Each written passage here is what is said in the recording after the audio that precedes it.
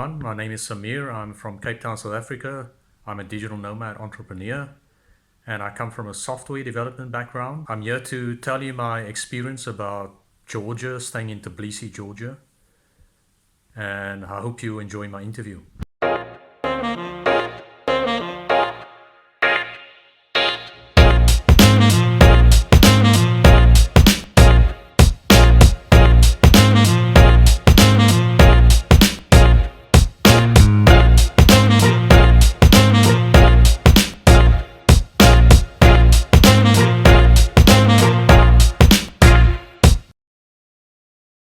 Hello, everybody. I'm happy to host Samir. He's from South Africa, and today he's going to tell us about his experience here in Georgia.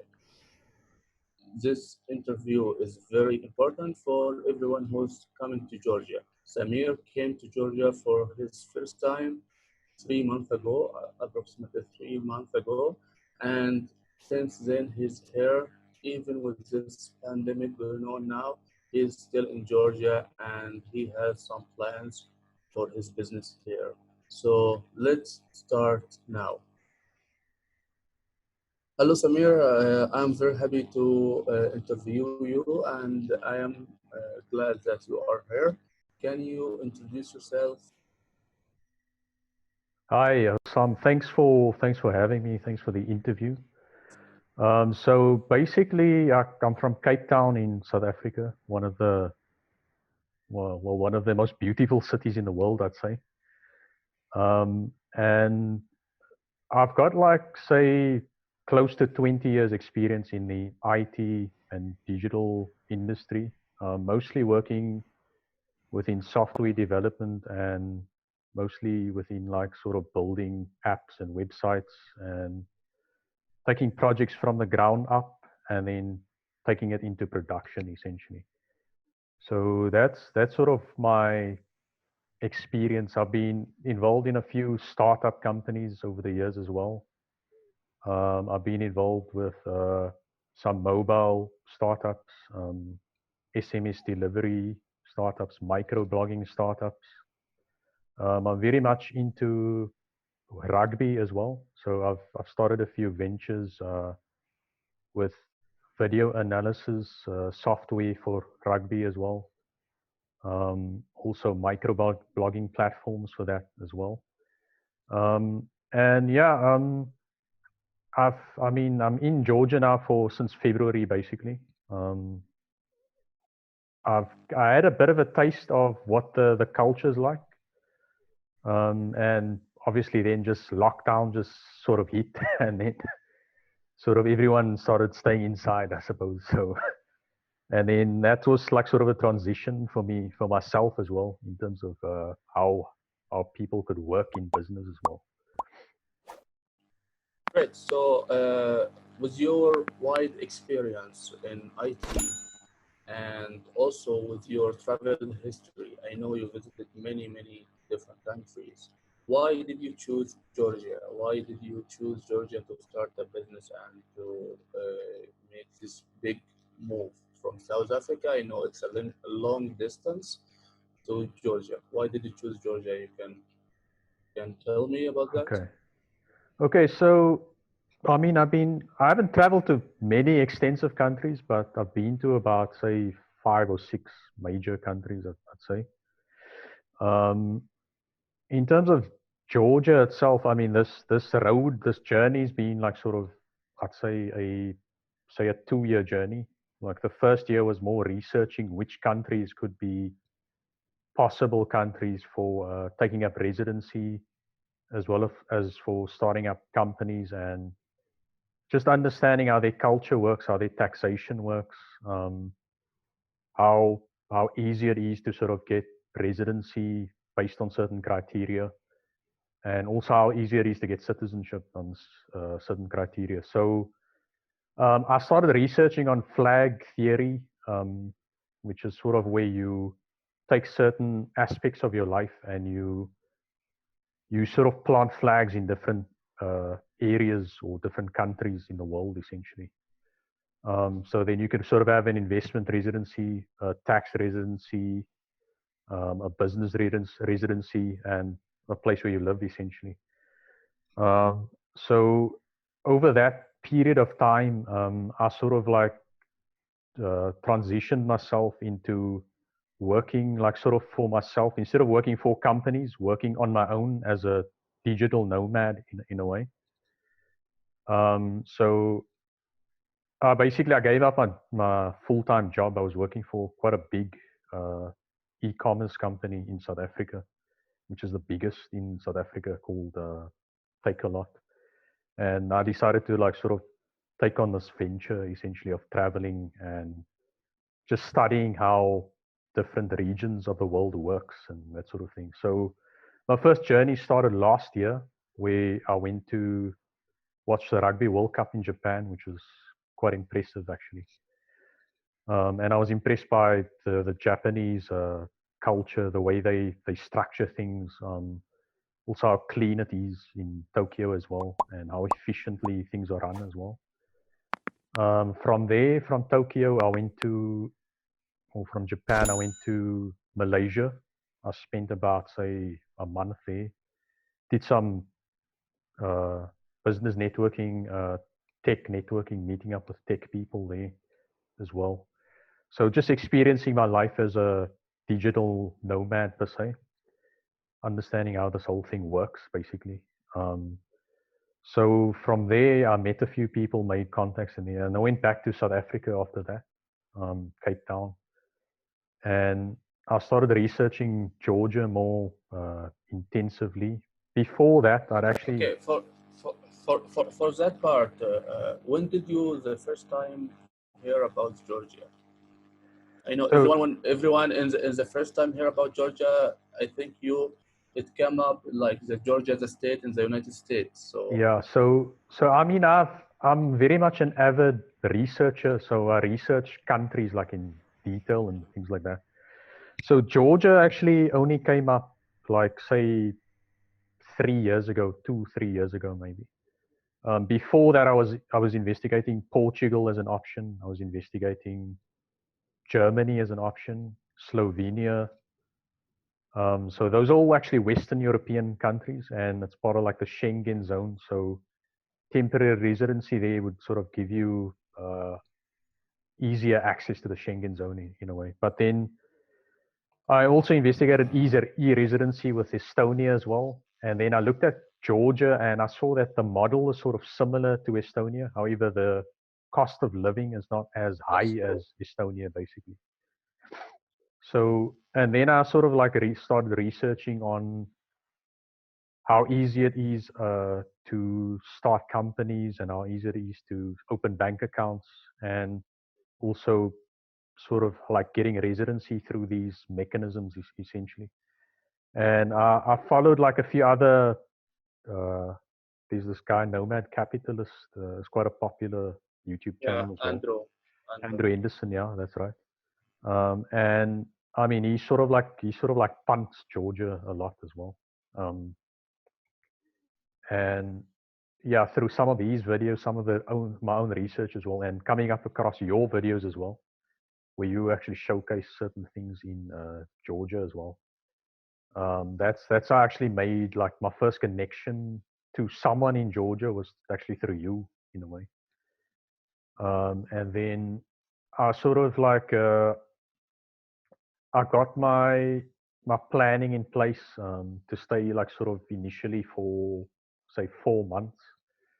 But by the looks at it now, of it now, it looks like I'm going to be staying like for much longer time because of the current Corona. situation. Yeah, yeah. So So, that's sort of my story on how I got to Georgia in a way. great. So, you had an experience before this shutdown, before the institutions and government institutions shut down because of Yeah, the pandemic. You started to establish your business here in Georgia. yeah. So, tell me, how was it? Your experience of starting a business here? How long did it take? I know you are man. You can tell us about that because Yeah, you had an experience with events and you had some expectation yeah. before you come here. Tell me, how was it? What did you expect and what did you find? Okay, so I mean, setting up a business in Georgia uh, was quite simple in a way. As long as you've got some sort of Georgian representative, it speeds up the process quite easily. So I mean, like your team as well, you've got people that works on your team who are Georgian speaking, and they've sort of helped with that process in terms of expediting your submission or your company formation in a way. And then in terms of the actual bank accounts, it's quite simple. I mean, there was one day I just went. TBC Bank was actually just below me where I was staying, and I mean, I just went in there, just gave my passport, said I want to open a bank account, and within like 20 minutes to half an hour, my bank account was open, and I could accept money into the bank account. So from And that perspective, you didn't need to get a residence permit to open this bank no, account. You just opened it you with can your just use passport. your passport. I mean, they don't even check your visa in there, to be honest, Mm. which is weird. But they just need your passport number as a identifier and some sort of address back in South Africa and a contact number as well, where you can receive the PIN number and code and stuff like that. Yeah, so yeah, so the process is pretty seamless in terms of setting up. The taxation, uh, I know there's a virtual zone that I've been investigating as well. I haven't actually, because I've got a number of ventures going. I mean, I've got ventures in obviously Nomad Engineers, just one of the ventures.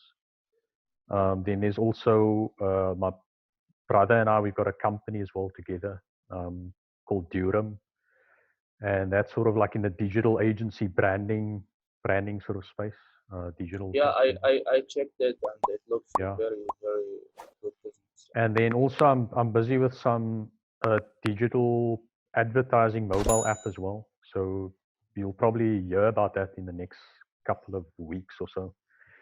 Um, and then I'm busy with some other ventures as well, with some other business investments as well. And then also I'm doing my research as well. So I'm quite I'm quite full as well on my plate as well. Yeah, yeah, I got it. Also, when I talked with you, you told me that one of the reasons that you choose Georgia is for the taxation system, the Yeah, tax system, because your experience with your business, which is kind of a family business with your yeah. company in South Africa, is that the taxation are very high and the salaries are very high. So this is one of the reasons you choose Georgia. Yeah, Okay? so from that perspective, I'm still trying to understand the best structure to sort of package the taxation in. I'm looking at the virtual zone, which could prove to be fruitful, but I'm still doing more research on that to sort of have a holding company within the virtual zone and to actually understand all the benefits behind. I haven't managed to speak to a like a lawyer or like a expert in tax in Georgia yet. So I'll probably do that in the near future as well. Yeah, But together. but but what I actually want to do is like sort of position it in a way in which it's easier, I'd say, to get the residency in a way. So yeah, that's my objective around that essentially. Yeah. Yeah, I think getting the residency is not the big deal for you because you are, as a South African, you can stay for 30, 365 days, Yeah. like a full year without needing any visa or Yeah. applying for any visa or residence permit. And then after this 1 year, you can just leave the country for 1 day or something and come Exactly. back. And I don't think like you will stay in Georgia for a complete 1 year. I think that will Yeah. not happen. like, My, yeah, like, my yeah, plan is actually like say 6 months here, 6 months in another zone or another country or something like that. yeah, So yeah, that's basically what I'm looking at. yeah. Nice, great.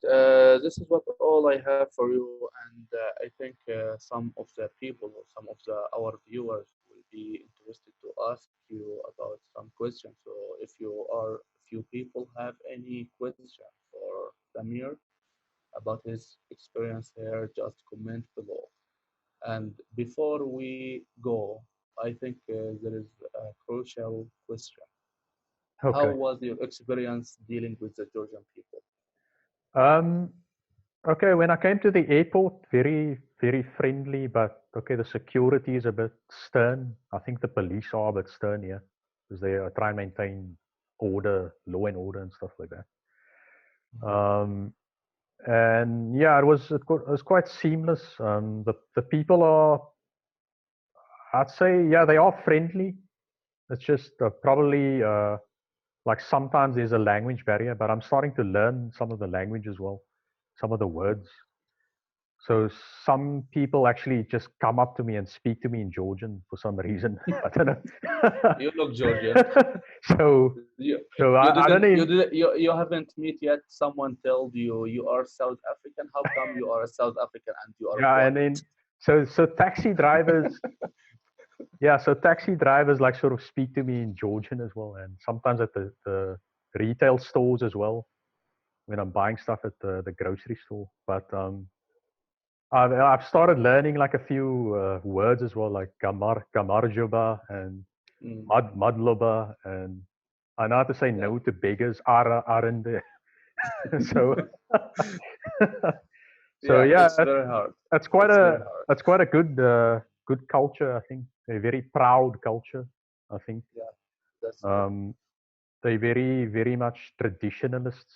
I'd say um, they they very much like religious as well. I can see. Um, like during the Easter period now, they had two of the churches open as well, two of the bigger churches open. Which was So a mistake, I think. yeah, but I mean it worked out quite well because I mean it seems like they've managed the coronavirus situation very well, in my opinion, Yeah, and that's true.